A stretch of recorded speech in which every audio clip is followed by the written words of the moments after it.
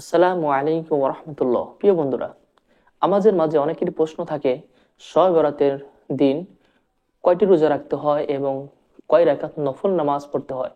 এ সম্পর্কে আজকে আমরা জানবো শাইখ আহমদুল্লাহ হুজুরের বয়ান থেকে। চলুন আমরা শাইখ আহমদুল্লাহ হুজুরের বয়ানটি শুনে আসি। শবে বরাতের কোনো আমল আছে কিনা, শবে বরাতের রোজা ও নামাজের নিয়ম কি, সবচেয়ে বহুল জিজ্ঞাসিত প্রশ্ন এখনকার। শবে বরাত আসছে, যেটাকে আসলে হাদিসের ভাষ্যে বলা হয়েছে মধ্য শাবানের রাত। শবে বরাত না, এটার হাদিসের ভাষ্যের নাম কি? মধ্য শাবানের রাত। এই মধ্য শাবানের রাত বা মধ্য শাবানের রজনী, এই রাতে যেটাকে আমরা শবে বরাত বলি, এই রাতের নামাজের নিয়ম কি? কয় রাকাত পড়তে হবে, কোন রাকাতে কোন সূরা কতবার পড়তে হবে, এটা বহুল জিজ্ঞাসিত একটা প্রশ্ন। এবং এ ব্যাপারে আমরা অনেকে জানি যে শবে বরাতের নামাজে এত রাকাত পড়তে হবে, সেখানে সূরা কুল হুয়াল্লাহ, ইখলাস এতবার পড়তে হবে, ইত্যাদি ইত্যাদি। লাইলাতুল কদর ছাড়া অন্য যে সমস্ত রাতের ফজিলত আছে, এর মধ্যে 10টা রাতের কথা আল্লাহ তাআলা শপথ করেছেন, ওয়াল ফাজরি ওয়া লায়ালিন আশর। সে 10টা রাত হলো জিলহজের প্রথম দশক। খবরও নেই আমাদের দেশে মানুষের, যে রাতগুলোর শপথ আল্লাহ কোরআনে করছেন, কত ফজিলতপূর্ণ, কিন্তু জিলহজের প্রথম দশকের রাতের কোনো বিশেষ ফজিলতের কথা আমরা কয়জনে জানি? যাই হোক, মধ্য শাবান রজনীর কথা আমরা বেশি জানি শুধু না, সবচেয়ে বেশি আমরা এ রাতে ইবাদতের চেষ্টা করি। তো সবচেয়ে বেশি চেষ্টা তো হওয়া উচিত হলো লাইলাতুল কদরে। এর পাশাপাশি যদি কেউ মধ্য শাবানের রাতে আল্লাহ তাআলার ক্ষমা লাভের চেষ্টা করে, সেটা দর্শনীয় না, সেটা জায়েজ। এই রাতের এতটুকু ফজিলত অবশ্যই প্রমাণিত যে আল্লাহ রাব্বুল আলামিন এই রাতে হিংসুক ছাড়া, মুশরিক ছাড়া বাকি মানুষগুলোকে সাধারণ ক্ষমা ঘোষণা করেন। অতএব এ রাতের একেবারে কোনোই ফজিলত নেই, ব্যাপারটা সেরকম না। বিভিন্ন হাদিসের আলোকে এইটুকু অন্তত সাব্যস্ত হয় যে আল্লাহ তাআলা হিংসুক এবং আপনার মুশরিক ছাড়া, মানুষের পিছিয়ে লাগে শত্রুতা, এই মানুষরা বাকি মানুষ থেকে মাফ করে। তাহলে মধ্য শাবানের রাত বা যেটাকে শবে বরাত বলছি আমরা, এই রাতের মূল আমলই হলো, এটাকে কেন্দ্র করে মূল আমলই হলো নিজেকে শিরক এবং হিংসা থেকে পরিচ্ছন্ন করা, সাধারণ ক্ষমার উপযুক্ত করা। এটা হলো মূল আমল, বাস। এর বাইরে আপনি ক্ষমা লাভের জন্য যদি চেষ্টা করেন, সেটা কোনো দর্শনীয় বিষয় নয়। তবে এই রাতকে কেন্দ্র করে বিশেষ ফরম্যাটে নামাজ, রাত জেগে, তারপর বিশেষ ফরম্যাটে ইবাদত, এই সূরা এতবার, এই নামাজ এত রাকাত, এরকম কোনো কথা কোরআন হাদিসে বর্ণিত হয়নি। এগুলো আমরা মন গড়া বানিয়ে নিয়েছি। এবং যদি এরকম কোনো ফরম্যাট আমরা ঠিক করে নিয়ে সেভাবে ইবাদত করাটাকে আমরা এ রাতের আমল, শরিয়া সিদ্ধ আমল মনে করি বা সুন্নাহ আমল মনে করি বা কোন নির্দিষ্ট আমল মনে করি, তাহলে বেদাতে পর্যবেসিত হবে। অতএব বাড়াবাড়ি এবং ছাড়াছাড়ি এই দুইটাই আমাদেরকে পরিহার করতে হবে। যতটুকু আছে ততটুকু আমরা আমল করব এবং এসে আমল অনুযায়ী আমরা চলার চেষ্টা করব। শবে বরাতে সবচেয়ে বেশি মানুষ মসজিদে কেন ভিড় জমায় বলেন তো? শবে কদর বেশি ফজিলতপূর্ণ না এই রাত? শবে কদর কোনো তুলনা আছে শবে কদরের সাথে কোনোটার? কিন্তু শবে কদরে কি এত মানুষ ইবাদত বন্দেগী করার চেষ্টা করে শবে বরাতে যত করে? কারণ কি? মিষ্টির জন্য বলে, খারাপ বলেন নাই। আমি ছোট থাকতে যখন মাদ্রাসায় পড়ি, লজিং এ ছিলাম এক বাড়িতে, আমার মনে আছে এক মসজিদে সারা রাত শবে বরাতে এরকম দোয়া দরুদ হয়েছে। এবার শেষে মিষ্টি বিতরণ হচ্ছে, জিলাপি দিত আর কি তখন। তো জিলাপি দেওয়া হচ্ছে, তো এক আল্লাহর বান্দা তার যে জিলাপি দিচ্ছে, সবাই দুটো দুটো করে দিচ্ছে, ভুলে তার একটা পড়ছে আর কি।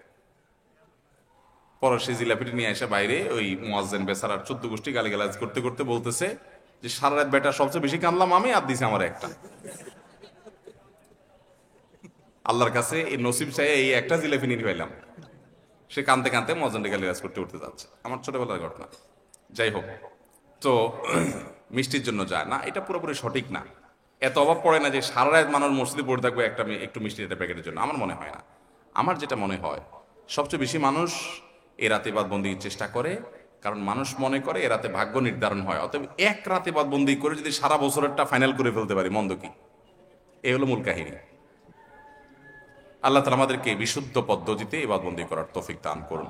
তাহলে ভাইরা আমার, মধ্য শাবানের রজনীতে আমরা আল্লাহ তাআলার কাছে ক্ষমার উপযুক্ত হওয়ার জন্য, হিংসা শিরক থেকে মুক্ত হওয়ার চেষ্টা করব, ক্ষমা পাওয়ার জন্য প্রচেষ্টা আমাদের থাকবে। কিন্তু ওই যে বেদাতি পন্থায় বিশেষ ফর্মে ঠিক করে ইবাদত, নামাজ, হালুয়া রুটি খায় মানুষ। হালুয়া রুটি কেন খায়? কেন খায় হালুয়া রুটি ভাই?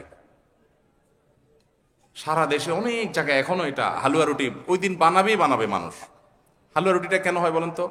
বলে যে নবী সাল্লাল্লাহু আলাইহি সাল্লাম ওহুদের যুদ্ধে তার দন্দান মুবারক শহীদ হয়েছে, এই জন্য উনি শক্ত খানা খাইতে পারতেন না, হালুয়া খাইতেন। এই জন্য আমরা হালুয়া খাই।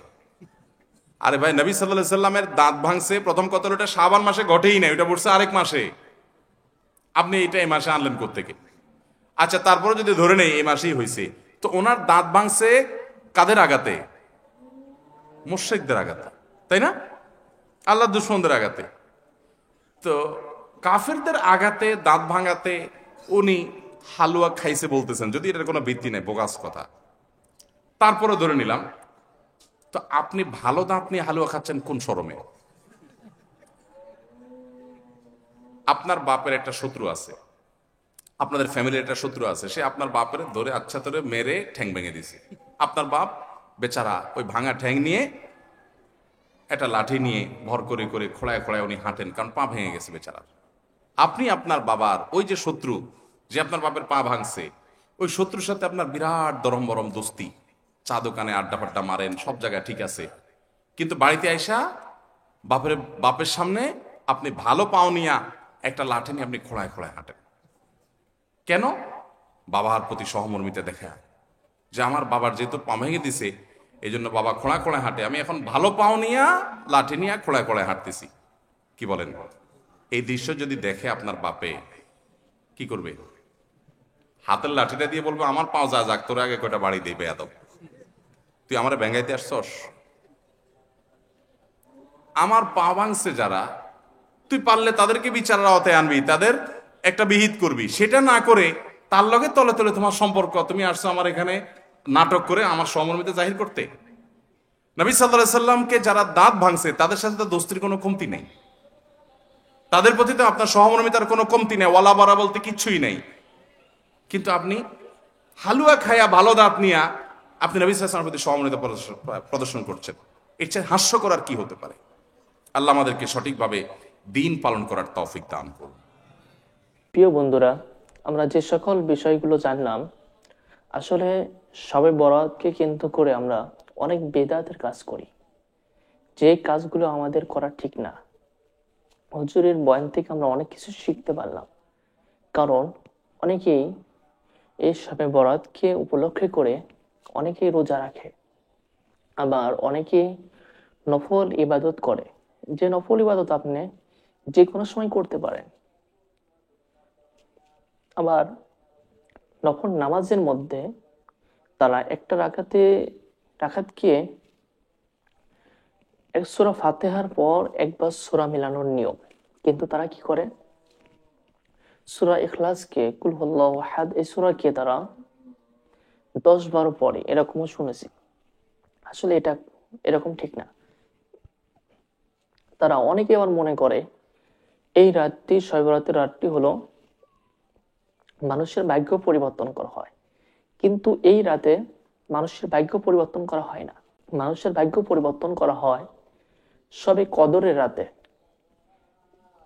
সেটা হলো 21-20 রমজানের পর থেকে বেজোর রাতগুলোতে শবে কদর তালাশ করতে হবে। এর মধ্যে যে কোনো একটি রাত, সেটা হবে শবে কদর। ওই রাতে আল্লাহ তাআলা মানুষের জীবনের গুনাহগুলো মাফ করে দেন এবং তার ভাগ্য নির্ধারণ করা হয়।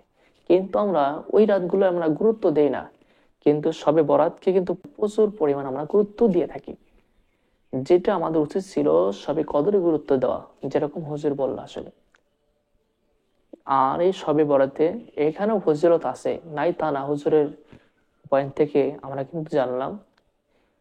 কারণ হিংসুক আর মুশরিক ব্যতীত সবাইকে আল্লাহ তাআলা, যারা শবে কদরে, শবে বরাতে যারা আল্লাহ তাআলার কাছে প্রার্থনা করেন, একমাত্র যারা হিংসুক ব্যক্তি তাদেরকে আল্লাহ তাআলা ক্ষমা করেন না ওই রাতেও,